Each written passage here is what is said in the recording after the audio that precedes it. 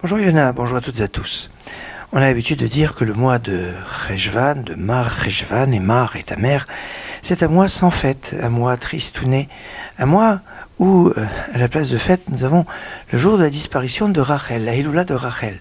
Mais la Hiloula, en général, le jour de disparition d'un tzaddik, est considéré comme un peu un jour de fête, sauf que Rachel est Niftera en couche, donc est très jeune, à 37 ans. C'est pour ça que ça a un côté un peu, on pourrait dire un peu triste, pour le mois de Mar Cheshvan.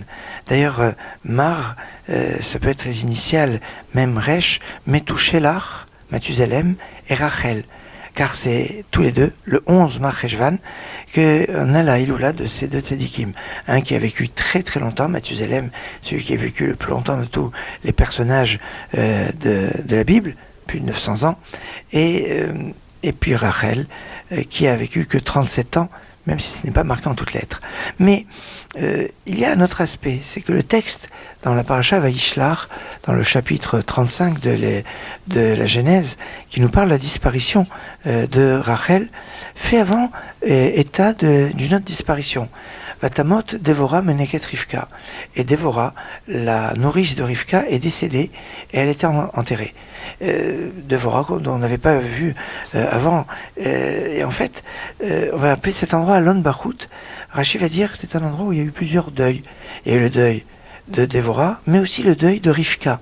Rivka, oui, la mère de Yaakov, est décédée à ce moment-là. On n'a pas trop diffusé la chose, parce que comme elle avait un fils qui a mal tourné, Esav, on voulait pas trop remuer le couteau dans la plaie, et c'est pour ça que les choses restaient discrètes. Ça veut dire que Rivka, la disparition de Rivka, est mentionnée dans le texte qui est juste avant le texte qui parle de la disparition de Rachel. Si Rachel et Niftera est décédée au mois de Mar Cheshvan, probable que Rivka soit aussi décédée au mois de Mar Cheshvan. Mais c'est pas tout. Si vous regardez le Midrash sur la Megillat de Esther, chapitre 11, alinéa 7, eh bien vous allez remarquer qu'on va dire que le mois de Mar Cheshvan, c'est le mois où est Niftera Sarah. Oui, Sarah décédée au moment de la Kedat d'Israël, mais peut-être pas juste après la ligature d'Israël, peut-être un petit peu après, et peut-être un mois après. Et ça tomberait dans le mois de Mar Cheshvan. Il en ressortirait que le mois de Mar Cheshvan a vu la disparition de Rachel, ça c'est le plus connu, de Rivka, c'est déjà moins connu, mais c'est ce qui ressort à partir du texte de la Genèse, et de Sarah, c'est ce qui ressort du texte du Midrash sur la Megillat Esther.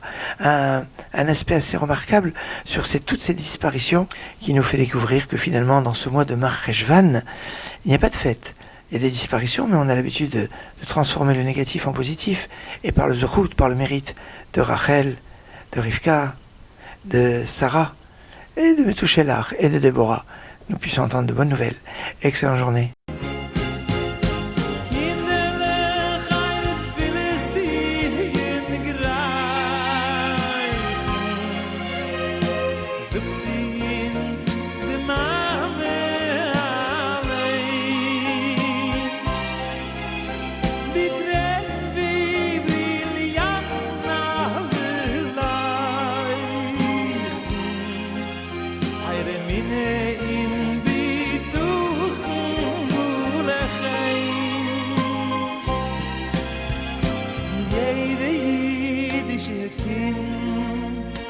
Scheinen wie die Sinn in Beis Hamikdash b'simcha soilo es dann wird ihr verstehen sie der Toi be'alf gewein Shuvi